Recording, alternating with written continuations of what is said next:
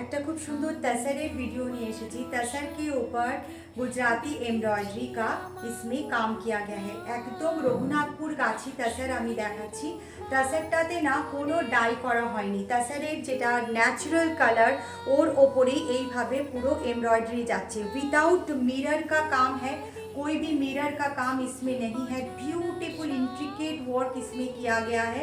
পুরো শাড়িটা এইভাবে যাচ্ছে, এটা বর্ডার পোর্শন যাচ্ছে শাড়িটার। बहुत खूबसूरत साड़ी है।